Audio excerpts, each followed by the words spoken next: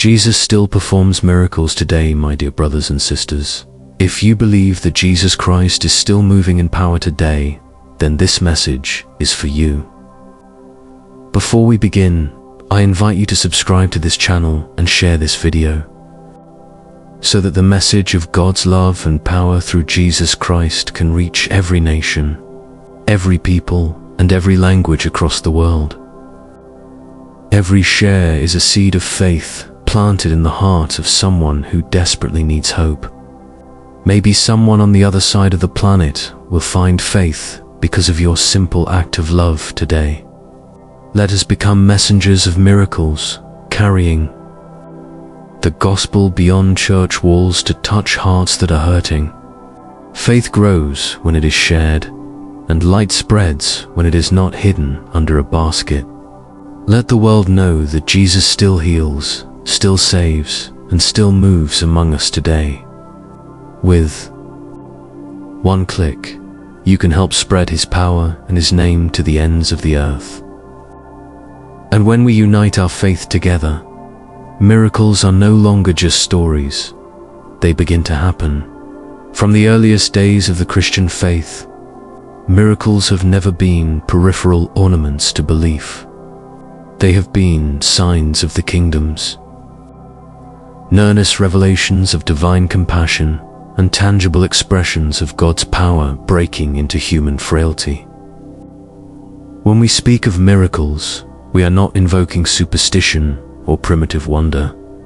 We are tracing the living continuity of God's self-revelation in Christ Jesus, continuity that began in Bethlehem, shone through Galilee, reached its climax at Calvary, and continues through the living church today. To say that Jesus still performs miracles is not poetic exaggeration. It is an affirmation of the theological truth proclaimed in Hebrews 13:8. Jesus Christ is the same yesterday and today and forever. This verse is not mere metaphor. It is the hermeneutical key to understanding the unbroken consistency of divine action. The God who spoke the universe into existence has not ceased to speak. The Christ who healed lepers and raised the dead has not become silent in history. His compassion is not a relic of the first century, but a force alive in the 21st. The history of salvation, as the Church Fathers taught, is not closed within the pages of Scripture. It unfolds through the life of the body of Christ, the Church animated by the Holy Spirit. Saint Augustine, in City of God, Book 22, wrote that miracles have not ceased, but their mode of manifestation has changed. They are no longer meant to astonish the skeptical, but to strengthen the faithful. St. Thomas Aquinas later elaborated that miracles, a signa supra naturam, transcend natural causes, not to contradict reason, but to reveal a higher order of causality, the sovereignty of God acting freely in creation. Thus, when the Church proclaims that miracles still occur, it is not denying science. It is affirming that reality itself is larger than the closed system materialism tries to define. To deny miracles is not an act of rational courage. It is an act of metaphysical blindness. From the beginning, Jesus' miracles were never spectacles. They were sacraments of divine mercy, performed not to entertain but to reveal the heart of the Father. When He healed the blind man in John 9, He declared that the works of God should be displayed in him. When He multiplied loaves and fish, it was to reveal Himself as the bread of life. When He raised Lazarus, it was so that the people might believe that the Father had sent Him. The ultimate miracle was not the suspension of natural law, but the revelation of divine love that conquers death. Therefore, to speak of miracles today is to speak of the same love still at work through the Spirit and the Church in the world. The Acts of the Apostles continues this narrative seamlessly. The apostolic community did not treat miracles as a past memory, but as an expected dimension of life in the Spirit. Peter's shadow brought healing not because of magic, but because the church had become a living extension of Christ's incarnate presence. Paul's handkerchiefs carried power not because of relics, but because grace flowed through human instruments willing to yield to God. This apostolic expectation of divine intervention was never rescinded. The Spirit did not withdraw at the end of the first century. The Comforter promised in John 14:16 was given to abide forever. To argue that miracles ceased with the apostles is to forget that the Spirit's indwelling presence is permanent, not temporary. History itself testifies to this continuity. From the 2nd century martyrdoms to the medieval accounts of healing at pilgrimage shrines, from the missionary revivals of the 19th century to the charismatic renewals of the modern era, countless witnesses have attested to divine intervention beyond human explanation. Augustine recorded more than 70 authenticated miracles in his own diocese. Aquinas wrote that the very endurance of the Church amidst persecution is itself the greatest miracle in history. In our own time, medical documentation surrounding inexplicable healings, such as those examined at Lourdes or in Vatican medical commissions, provide empirical testimony that faith and fact are not enemies, but partners in unveiling mystery. These are not manipulations of psychology. They are moments when eternity touches time. Yet the deepest miracle is not physical healing, but spiritual regeneration. Every act of true conversion is an ontological transformation of a soul passing from death to life. St. Paul calls this the new creation in Christ. The miracle of salvation surpasses every physical wonder because it reorders the human heart to divine harmony. When a hardened sinner repents, when forgiveness replaces hatred, when despair gives way to hope, these are not psychological coincidences. They are evidences of resurrection power. As Karl Rahner observed, the truest miracle is not when nature is suspended, but when grace breaks through the opacity of human resistance. Still, miracles today do not always conform to our expectations. God is not a performer who bends to our timing. Sometimes his miracle is the strength to endure, not the removal of suffering.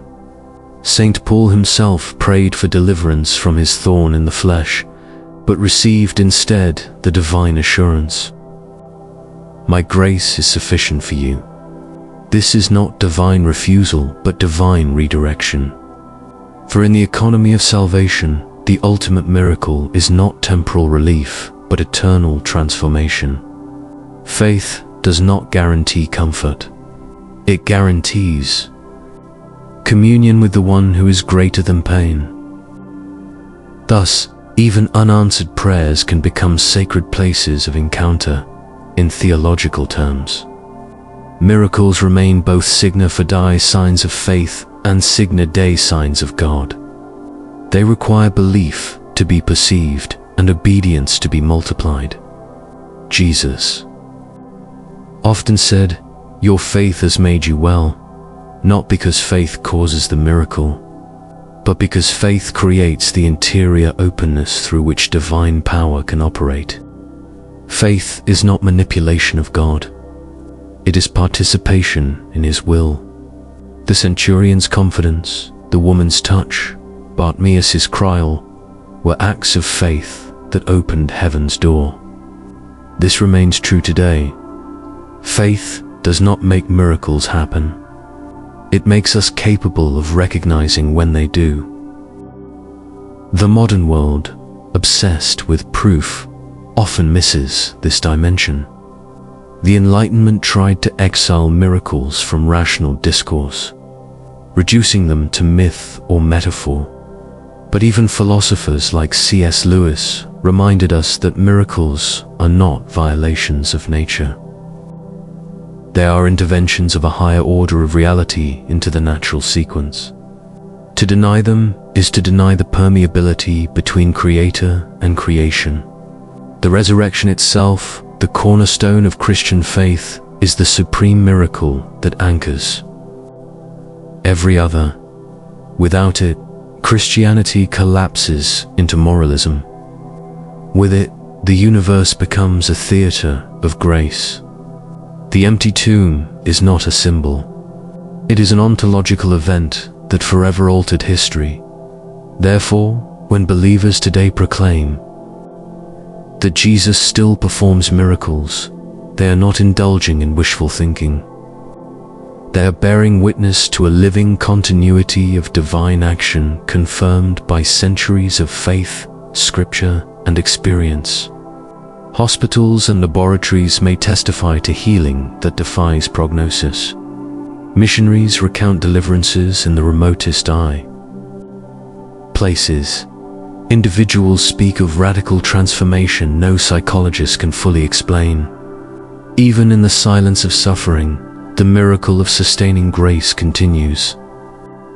Every breath of repentance, every spark of renewed hope, every reconciliation between enemies are the quiet miracles of the modern world. Theologically, all miracles converge on a single truth. God is not distant. The Incarnation was not an episode but a revelation of God's enduring nearness. Jesus did not simply perform miracles. He is the miracled intersection of heaven and earth, the eternal Word made flesh. To encounter Him is to encounter the source of all restoration. The Spirit continues His mission, not by replicating the past, but by renewing creation. The same Spirit that hovered over the waters in Genesis now hovers over broken hearts, bringing order out of chaos, light out of darkness, life out of despair. The continuity of miracles is, in essence, the continuity of the Incarnation through the Spirit's presence. As the Church moves through history, it carries this vocation to be a sacrament of the miraculous, a living sign that God still intervenes. In the world, when the Church forgives, when it heals, when it serves, when it stands beside the marginalized, it manifests the miracle of divine love embodied. Pope Francis has said that mercy itself is the greatest miracle of our time because it transforms both giver and receiver into reflections of Christ. The Eucharist, too, remains the perpetual miracle bread and wine transfigured into the living presence of the Son, sustaining the faithful generation after generation. No spectacle could equal that daily miracle hidden under humble forms. In conclusion, the statement Jesus still performs miracles today is neither sentimental nostalgia nor theological exaggeration. It is the confession of a church that has lived to millennia of divine encounter. It is grounded in Scripture, confirmed by history, articulated by theology, and experienced by countless souls who have tasted grace. The miracles of Jesus were never meant to end. They were meant to expand through His body, the Church, through the hands and hearts of believers who dare to trust that the gospel is not finished. To believe in miracles is to believe that God has not abandoned His creation. To witness a miracle is to glimpse the future kingdom breaking into the present, and to live as a miracle transformed by grace, sustained by faith, radiant with hope is the greatest testimony the world can see. Jesus still performs miracles today, not as an echo of the past, but as the living voice of eternity speaking into our time, whispering through every act of love. Behold, I make all things new. Amen.